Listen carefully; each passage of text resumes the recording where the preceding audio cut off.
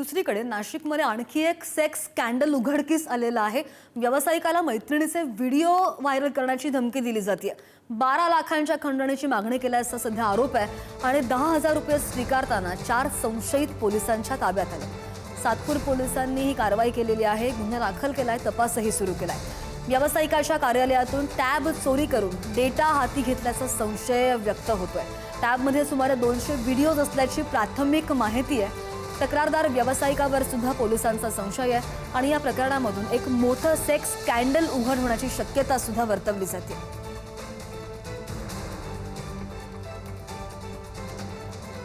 व्यावसायिकाला मैत्रिणीचे videos viral करण्याची धमकी दिली गेलेली आहे। नाशिकमध्ये आणखी एक सेक्स स्कॅन्डल उघडकीस आलेला आहे।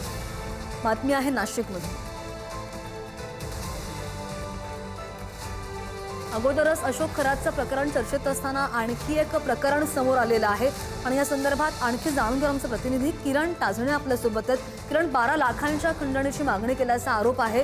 पोलिसांनी जो तपास सुरू केलेला आहे, या तपासामध्ये आता काय काय समोर येत आहे?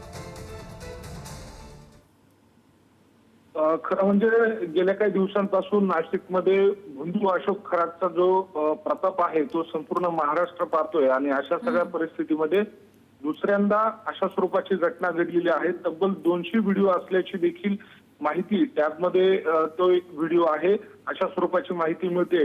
व्यावसायिकाला मैत्रिणीचे व्हिडिओ व्हायरल करण्याची धमकी देत हा संपूर्ण प्रकार घडलेला आहे। खंडणीचा गुन्हा दाखल झालेला आहे। तब्बल 12 लाखांची खंडणी मागण्यात आलेली होती। 10,000 रुपये स्वीकारताना 4 संशयितांना ताब्यात घेण्यात आलेला आहे।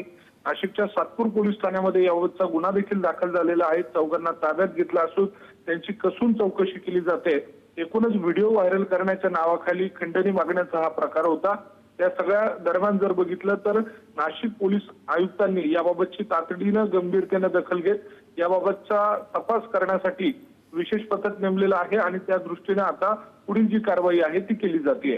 अगदी मात्र अशा प्रकारच्या घटना सातत्याने वाढताना पाहायला मिळतात। अपडेट घेत राहू। धन्यवाद किरण, दिलेल्या सगळ्या ताज्या माहितीसाठी।